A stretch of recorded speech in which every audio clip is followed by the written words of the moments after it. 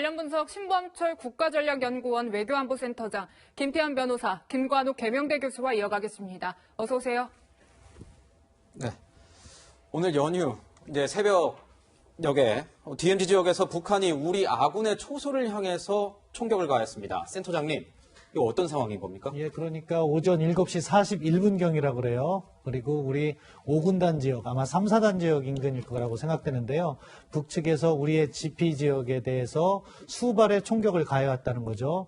이제 여기에 문제가 있는 거예요. 이게 결국에는 비무장지대 안에 있기 때문에 자칫하면 일촉즉발로 해서 확전이 가능한 지역이기 때문에 상당히 총기 관리를 민감하게 하는 지역이에요. 네. 그런 데서 총격을 가해왔다는 것은 북한의 의도가 있느냐 문제 제기가 되고, 아무튼 우리 군은 침착하게 대응했어요. 예정된 매뉴얼에 따라서 경고 방송을 하고 그 다음에 대응 사격을 했다. 이렇게 이제 합참이 발표했는데 그 원인 분석이라든가 대응과 관련해서 조금 더 우리 합참이 추가적인 조치가 필요하다 생각합니다. 네. 네, 교수님. 네. 지금 위치가요. 유해를 추가 발굴했던 비무장지대 화살머리 고지하고 멀지 않은 곳이라는 것 같던데요. 그렇죠. 이제 중부전선에 있는 건데요. GP 지금 말씀하셨지만 사실 비무장지대 안에 있는 거거든요. 그래서 사실상 밖이랑은 이제 어떻게 보면 단절이 돼 있는 영역이고, 거기서 교전을 하게 될 경우에는 뭐 확전 가능성이 굉장히 이제 커질 수 있는 그런 부분입니다. 통제가 잘 안 되는 영역이죠. 그런데 이제 수발이 왔다는 것이고, 사실상 우리한테는 그 큰 피해가 없었다는 거예요. 그래서 네. 지금 이제 합참의 발표에 따르면 통지선을 통해서 상황을 파악하고 뭔가 이렇게 조절하는 그런 상황에 있는 것 같아요. 근데 이게 지금 상황으로 본다 그러면 이게 확대가 되고 있지는 않는 것 같아요. 다행히. 그렇죠. 네. 그래서 지금의 상황에서 우리가 해야 될 일은 이 부분들이 확대가 안 되게 계속해서 북한 측하고 소통을 해서 관리를 하는 것이 제일 지금의 상황에서는 중요하다, 이렇게 생각이 듭니다. 네. 센터장님, 제가 좀 궁금한 건 갑자기 연휴에 왜 쌌냐는 거예요. 이거는 어떻게 보면은 우발적인 군사 행동을 하지 말라, 제한하자, 서로 이제 합의를 한 9.19 합의에도, 군사 이 합의에도 좀 저촉되는 행동 아니겠습니까? 예, 그렇죠. 우리 9.19 군사 분야 부속 합의서 내용뿐만 아니라 바로 인근에서는 GP 철거했던 육군단 인접 지역이거든요. 네. 상당히 상징성이 있는 지역인데, 그래서 결국 북한 문제는 그 상황과 함께 맥락에서 풀어가는데, 어제 이제 김정은 위원장이 다시 등장을 하고 그 과정에서 이제 한국 언론이라든가 한국 정부에 대한 불만의 표시를 가장 낮은 단계, 그러니까 GP나 DMZ 인근에서 교전이 오갈 수 있을 때 가장 낮은 단계가 결국 총격입니다. 포격이면 조금 더 높은 단계고, 그런데 낮은 단계로 불만 표시를 한 것이 아닐까. 우리 정부는 나름대로 뭐 관리를 잘했다고 보지만 북측에서는 여전히 불만이 있음을 드러낸 것이 아닐까, 그 가능성을 조금 염두에 두고 있습니다. 불만이라는 게 그러면 그러니까 자기들의 최고 존엄에 대해서 한국 언론들이 계속해서 감히 문제 제기를 하는데 정부가 좀 미온적으로 대응했다 하는 정도의 불만 표시일 가능성이 있다 생각합니다. 네. 네, 오늘 총격에 앞서서 20일 만에 김정은 북한 국무위원장이 공식 석상의 모습을 드러냈습니다. 그 모습 보고 분석 이어가겠습니다. 환영곡이 울리는 가운데 경의하는 최고 연구자 김정은 동지께서 준공식장에 나오셨습니다. 경의하는 최고 연구자 동지께서는 열광의 환호를 올리는 관설자들과 공중에게 반드시 선수 답례를 보내시었습니다. 네, 이 시기도 장소도 좀 의미심장해 보이는데요, 저 교수님. 네. 먼저 시점 관련해서 노동절로 시점을 선택한 이유가 어떤 걸까요? 그러니까 이제 사실은 이거의 모든 시작은 CNN이 발표를 하면서부터죠. 보도를 하면서부터 뭔가 이렇게 위중한 상황이다, 뭐 이렇게 얘기를 하는 건데, 아마 그때부터 계산을 하지 않았을까 저는 싶어요. 언제 내가 나가야 되는지에 대한 부분, 그런 것들이 대내적인 부분에서 본다 그러면 전 세계가 지금 다 보고 있는 거를 김정은이 아주 잘 알고 있거든요. 그러면 내가 어느 시점에서 나갔을 때 가장 효과가 대내적으로 나올까를 계산했을 겁니다. 지금 유엔 제재와 코로나19의 상황에서 전 세계가 어렵죠. 북한도 이제 경제 부분이 굉장히 어려운 것이고 민생이 더더욱 어렵기 때문에 저는 노동절이다, 민생이다, 뭐 이런 부분들을 좀 챙기는 그런 지도자로 전 세계에 부각되는 그런 장면이 어딜까라고 한다 그러면 저는 노동절이고 비료공장이고 뭐 이런 것들이 딱 맞아떨어진다. 그래서 상당히 계산된 어떤 출연이다 이렇게 생각을 합니다. 상당히 계산된 출연이라고 말씀하셨는데 어제 그 조선중앙TV 보니까 그 아나운서가 굉장히 오랜만에 자기도 봐서 좋은지 격앙돼 있더라고요, 반응이. 센터장님께서는 좀 어떻게 해석하세요? 비료공장과 이 노동절이라는 시기. 저도 교수님 의견에 동의합니다. 상당히 계산됐고 자신들의 메시지를 가장 강렬한 방식으로 전달할 수 있는 시점과 장소를 잡았다. 시점이라는 것은 말씀하신 것처럼 노동절이라는 거죠. 지금 북한이 경제 상황이 어렵습니다. 네. 결국 유엔 제재 등으로 인해서 경제가 어려워지는 상황에서 북한의 유일한 경제적 희망이었던 북중 간의 관광객 유치, 이런 부분도 코로나19로 해서 완전히 차단된 상황이거든요. 그래서 외화 수입원이 단절된 상황에서 김정은은 연초에 무슨 메시지를 냈냐면 자력갱생으로 돌파하겠다는 메시지를 냈어요. 그럼 그 근간은 결국 농업 생산량 증식이 필요한 거고, 비료공장이라는 것은 결국 올해 농사를 좌우할 수 있는 그런 장소이기 때문에 자력갱생 메시지, 경제 메시지, 민생 메시지를 한꺼번에 보낼 수 있는 시기와 장소를 택했다. 그렇게 볼 수 있고, 그런 측면에서 또 오늘 노동신문을 보면은 자신들의 선전성동을 보다 효율적으로 강화해야 된다는 것을 갖다가 장문으로 실었어요. 그런 점을 고려해서는 북한이 김정은 위원장의 복귀 시점에 대해서 상당히 신중하게 선택을 했고 이후에 보다 적극적으로 홍보하고 있다. 그렇게 볼 수 있겠습니다. 저 센터장님 하나 더 궁금한 게 이 장소, 비료공장 방문에 대해서 미국 일각에서는 핵무기 개발 신호다 뭐 이런 얘기들이 나오고 있던데요. 예, 뭐 순천에 있는 비료공장도 농축 우라늄 개발에 그 관련된 시설이라고 의심은 받아왔어요. 이게 왜 그러냐면은요, 농축 우라늄 개발을 하기 위해서는 대량의 전기 시설이 필요해요. 예. 그러다 보니까 큰 공장에 있는 지역은 다 의심 시설이 되는 거예요. 한번 뭐 작년에 나왔었던 강선이라는 데는 천리마 제철소가 있었기 때문에 그쪽에 있는 전력을 갖다 활용해서 농축 우라늄을 개발할 수 있다고 의심을 받아왔던 곳이고, 이쪽에서는 비료 공장, 그렇게 해서 계속해서 의심받아왔던 시설인데 어떻게 보면은 중복된 시설이지만 지금 김정은이 내고자 하는 메시지는 핵 개발보다는 자력갱생, 경제행보라고 보고요.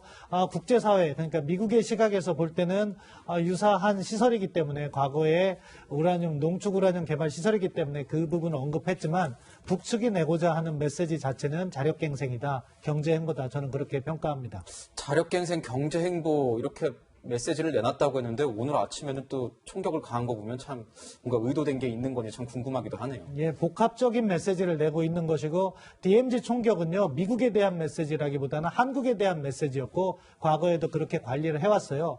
자신들이 불만에 있을 때 불만을 표현하는 방식으로 저강도 도발인 거죠. 확전이 되지 않는 저강도 도발의 한 양상으로 해왔기 때문에 그 정도로 우리도 대응을 하면 된다고 봅니다. 네, 교수님 이거 여쭤보고 싶은 게 이때까지 계속 언론들이 얘기했던 게 1호 열차가, 그러니까 김정은 위원장이 타는 1호 열차가 원산 지역에서 계속 포착이 됐단 말이에요. 민공위성 같은 걸로. 그렇죠.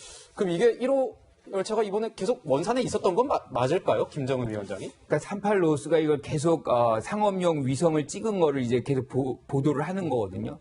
15일 날에는 없었는데 21일, 23일에 있었고 28일에 있었다는 얘기죠. 그런데 지금 1일 날 평양 부근에서 지금 공식 행사에 참여한 거 아니에요? 그럼 그걸 타고 왔느냐? 아니면 다른 뭐 방법을 통해서, 수단을 통해서 왔느냐? 뭐 그건데 저는 이 열차도 두 개라는 거 아닙니까? 그래서 사실상 이걸 탔을 수도 있지만 안 탔을 수도 있다. 그래서 여기에다 큰 의미를 둘 필요는 없다고 생각을 해요. 강원 원산에 갔었던 건 맞는 것 같아요. 그러니까 우리가 이제 코로나19 때문에 피신을 했다, 뭐 그런 얘기들이 많이 돌고, 지금 김현철 통일부 장관도 그런 얘기를 했었거든요. 그래서 아마 원산에 갔었던 건 맞지만 그걸 타고 돌아왔는지는 우리가 확인할 길은 없는 것이죠. 네, 이렇게 김정은 위원장이 현장 방문을 해도 사실 동영상을 하루 만에 바로 공개하는 거는요, 센터장님, 좀 굉장히 이례적인 일 아닙니까? 그만큼 메시지를 줘야 된다는 내부적인 필요성이 있었다고 봅니다. 네. 그러니까 아까 시기나 장소를 택한 것도 철저히 계산됐다고 말씀드렸잖아요. 네. 동영상을 공개한 것도 우리의 최고 지도자가 이렇게 건재하다 하는 메시지를 북한 내부뿐만 아니라 국제사회에도 발신하기 위해서 이렇게 보냈다고 생각하고요. 그런 부분에 있어서는 북한이라는 그 실체에 대해서 우리가 추가적인 연구라든가 보완이 필요하다, 그렇게 생각합니다. 네. 건강 상태, 그래도 이상설이 나온 건 맞으니까 건강 상태를 조금 짚어보고 싶긴 해요. 어제 나온 영상에 봤을 때는 굉장히 정상적이었거든요. 어떻게 보십니까, 교수님께서는? 아니, 뭐, 어제 보면 잘 걷잖아요. 네. 잘 걷고, 우리가 지금 여기서 논란이 됐던 뭐, 위중하다, 뭐, 서지도 못한다, 뭐, 그런 것과는 전혀 다른 얘기고. 그런데 기본적으로 170cm에 130kg라고 한다면. 굉장히 그렇죠. 이게 비대하죠, 몸이. 자연적으로 봐도 건강할 수는 없는 것인데, 어제 또 의도적으로 지금 담배 피는 것을 보여주고 있잖아요. 우리가 정치인들이 뭔가를 이제 동영상을 찍어서 내보낼 때는 굉장히 계산돼 가지고 내보냅니다. 이거는 심혈관계에 어떤 이상이 있었다는 그런 논란이 있으니까 나는 그거랑 전혀 상관없이 여전히 담배를 필 수 있다. 뭐 이런 것을 보여주기 위한 어떤 의도된 것이다. 저는 그렇게 판단하는 것이고 여전히 북한의 어떤 모든 사안에서 통제력을 유지하고 있다는 것을 대내에 과시하고자 하는 그런 메시지라고 생각합니다. 자, 이번에 또 가장 주목받는 인물 김여정이죠, 센터장님. 이제 밀착 보좌하는 모습도 계속 보이고 또 앉은 자리에도 굉장히 주목이 되는 부분이 있어요. 뭐 촬영에는 보이지 않았는데 김여정이 사실상 2인자 모습으로서의 자리를 앉았다 이런 분석들도 나오는데요. 2인자는 아니고 박봉주 총리의 옆자리, 그렇지만 노동당 부위원장보다는 중요한 자리에 앉은 거죠. 예. 그만큼 김정은 위원장의 신뢰가 담겨 있다. 결국 이렇게 김정은이 언론에 등장하지 않는 상황에서 여러 가지 설들이 제기됐잖아요. 일부에서는 김평일, 그러니까 삼촌 이야기도 됐고 김여정도 제기됐고 뭐 최룡해도 제기됐고 했는데, 이러한 과정에서 사실은 2인자라고 하면은 전통적으로 북측에서는 최고 지도자가 나타난 다음에 견제를 받는 그러한 상황인데, 김여정은 예외다. 그만큼 역으로 설명하면 김정은의 신뢰를 받고 있다는 것이 다시 한번 나타났다고 보고요. 김여정의 중요성은 앞으로 날로 부각될 것이다. 왜? 지금 이미 노동당 부위원장보다 더 좋은 위치에 앉아 있는 거죠. 그만큼 김정은 위원장의 입장에서는 김여정을 키우고자 하는 의지가 확실히 담겨 있는 거죠. 네. 따라서 이번에 뭐 2인자 설과 무관하게 김여정의 정치적 행보는 탄탄대로에 있다, 그렇게 평가합니다. 네. 저도 이제 아까 말씀해 주셨을 때 모든 정치인들은 그 영상이나 이런 거에서 다 의도가 있다 이렇게 말씀하셨는데, 저도 어제 영상을 보니까 구도가 굉장히 그 두 사람을 강조한 것 같긴 하더라고요. 근데 보면 일각에선 이런 얘기도 나오더라고요. 이게 북한 같은 경우에는 유교적인 사상이 아직 굉장히 세기 때문에 여성이 지도자로 나서긴 좀 힘들 것이다. 어제 그 영상에서 나오는 구도도 어떻게 보면 백두의 혈통, 그러니까 김정은 위원장을 중축으로 하고 그 옆에서 어떤 비서 역할에 머무르는 것이 아니냐, 이런 것을 보여준다는 얘기도 있던데, 센터장님 이 의견에 대해서는 어떻게 보세요? 저는 반만 동의합니다. 왜냐하면요, 지금 북한 내에는 두 가지 상충하는 개념이 존재하는 거예요. 말씀하신 것처럼 백두혈통의 중요성. 지금 당장 김정은이 사라지면 가장 대표적으로 내세울 게 김여정밖에 없는 거죠. 다른 한편으로는 전체주의 체제와 유교적 전통이라는 게 같이 있는 거죠. 그것에 따르면 김여정은 최고 지도자가 되기에는 한계가 있는 겁니다. 그것이 충돌하는 상황에서 결국 무엇이 작용을 할 것이냐? 저는 김정은의 의지가 작용할 거라고 생각합니다. 김정은이 유고에 처할 경우에도 자신이 어떠한 메시지를 남기고 유고 상황으로 처할 경우에는 김여정에게 1차적인 힘이 실릴 수밖에 없는 상황이다. 저는 그렇게 보고 있고요. 그 다음 단계에서 김여정이 권력을 지켜나가는 것은 사실은 김여정과 북한의 핵심 계층과의 투쟁의 결과일 수밖에 없다. 저는 그렇게 분석을 하고 있습니다. 어차피 북한 내부 정보를 정확히 모르는 상황에서 그러한 가설들이 어떻게 작용할 것이는 신중하게 지켜보는 것이 맞다고 생각하고요. 따라서 지금 상황에서는 김정은이 김여정에게 힘을 실어주고 있다 하는 것이 이렇게 방송을 통해서 잘 나타나고 있다고 봅니다. 네. 네, 교수님, 네. 트럼프 대통령이 네. 오늘 이제 김정은 위원장의 깜짝 등장에 대해서 환영한다? 이런 트위터를 올렸더라고요. 그렇죠. 건강해서 보기 좋다, 뭐 그런 얘기하고. 그런데 말이 계속 달라졌죠. 처음에는 잘 모른다 그랬다가 CNN이 오래된 데이터를 갖고서 얘기를 했다 그랬다가 알고는 있는데 밝힐 수 없다. 오늘 이제 잘 돌아왔다. 뭐 이렇게 얘기를 하는 거. 일관성이 좀 결여됐다. 뭐 이렇게 보이는데 저는 잘 몰랐을 가능성이 매우 높다는 거죠. 잘 몰랐을 것 같아요. 그래서 네. 우리가 지금 미국이 갖고 있는 최첨단의 정보기 그리고 이 초계기까지 다 포함을 해서 사실은 어떻게 NNL 부분까지 다 가서 지금 하는데도 불구하고 그것들이 쉽지는 않거든요. 근데 저는 중국은 좀 알았을 수 있다고 생각을 해요.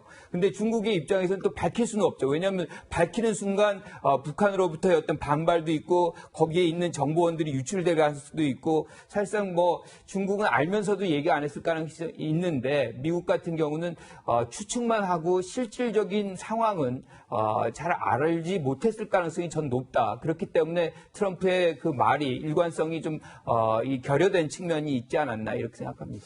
저는 이번에 보면서 이런 생각을 좀 했습니다. 의도했든 의도하지 않았든 김정은 위원장이 굉장히 트럼프 대통령의 이런 시선은 확실히 사로잡은 것 같아요. 그동안 중간선거 때문에 조금 멀어져 있었다면 굉장히 딱 본인 나에 대해서 이렇게 관심이 많구나 전 세계가 이런 생각을 했을 것 같은데 이 다음 카드는 뭘까요? 김정은 위원장의. 사실은 지금 북한이 미국과 관련해서 다음 카드를 꺼낼 타이밍이냐 그건 아닌 것 같아요. 왜냐하면은 연초부터 일관되게 북한이 내고 있는 메시지는 자력갱생과 대미 정면 돌파거든요. 그 배경에는 미국으로부터 핵 보유를 인정받고자 하는 의도가 담겨 있다고 봅니다. 그렇기 때문에 지금 당장 김정은이 트럼프 대통령을 향해서 핵 문제에 대해서 양보를 하면서 무언가 협상을 꺼낼 가능성은 낮다고 봅니다. 따라서 당분간은 현재와 같은 기조가 유지될 것인데 이것이 바뀔 수 있는 모멘텀이 있다고 봐요. 그것은 무엇이냐? 결국 북한의 경제 상황인 거죠. 연초 계산을 따지면 올 초에 북측에서 정면 돌파전을 갖다가 강조할 때는 코로나19라는 돌발 변수가 없었던 거죠. 근데 그것으로 인해서 북한이 외환난이 심각하게 제기된다면은 미국하고 타협점을 찾을 가능성은 존재한다고 봐요. 그 점을 또 우리 정부도 포착을 해서 적절한 접점을 만들 수 있는 노력을 강화해야 되는 건데 지금 당장 북한이 내놓는 대미 메시지 중에서 자신들의 입장 전환은 아직 나오진 않고 있다. 그렇게 평가하고 있습니다. 네. 네, 사실 이런 김정은 위원장의 움직임에 대해서 탈북 당선인들이요, 어떤 신변과 관련된 주장들을 내놓으면서 혼란을 부추겼다. 이런 지적도 있었습니다. 관련 목소리 들어보고 분석 이어가겠습니다. 김정은은 이제 이 세상 사람 아닌 것으로 제가 이제 알고 있고, 지난 이제 주말에 이제 사망한 것으로 99%라고 생각합니다. 김정은 위원장이 만일 적어도 일어설 수 있는 상황이라면 어떻게든 거기 와서 사진 한 장도 남기지 못했다는 건 지금 서서 올바른 모습을 보여줄 수 없는 이런 상황으로 나는 판단됩니다. 김정은 위원장이 다시 등장하고 이 탈북 당선인들이 뭐 지켜보자, 뭐 의문이 아직 남는다 이런 얘기를 또 했어요. 본인들이 한 얘기가 있기 때문에 그거를 갑자기 주소 담으려니까 톤 다운하기가 쉽지는 않을 거예요. 그래서 갑자기 제가 잘못 알았는데요. 죄송합니다. 이렇게 하기가 좀 톤 다운 갑자기 하기가 좀 그러니까 아마 저렇게 중간 단계 좀 거치는 것 같은데 태영호 당선인하고 지성호 당선인이요. 미래통합당 입장에서는 소중한 자원일 수는 있습니다. 특히 이제 태영호 당선인 같은 경우는 어쨌든 가장 최근에 북에서 넘어온 사람들 중에서 가장 고위층을 지냈던 사람, 그것도 외교란에 있었던 사람이니까 북한과 우리가 가장 큰 문제가 외교 문제 아니겠어요? 결국에는 외교안보 문제 아니겠어요? 소중한 자원일 수는 있는데 반대로 생각하면 이게 동전의 양면과 같아서 저는 좀 두 당선인이 죄송하지만 당 입장에서 봤을 때 폭탄을 안고 가는 걸 수도 있다는 거죠. 왜냐? 이 북한의 문제라는 거는 사실 정보가 제한적입니다. 언론도 정부 당국자도 확실하게 그 정보를 캐치하기가 쉽지가 않잖아요. 그러면 이제 저 태영호 당선인하고 지성호 당선인 같은 분들이 어쨌든 지금 야당 소속 국회의원 당선인이고 국회의원이기 때문에 그렇기 때문에 그 정보를 수집하는 채널이란 게 본인이 알고 있는 휴민트나 이런 것 아니겠습니까? 아무래도 정부에서 외교부에서 통일부에서 청와대에서 국정을 해서 저 정보를 채취하는 것보다는 아무래도 정부의 신뢰성이 떨어질 수밖에 없어 구조상 그렇잖아요.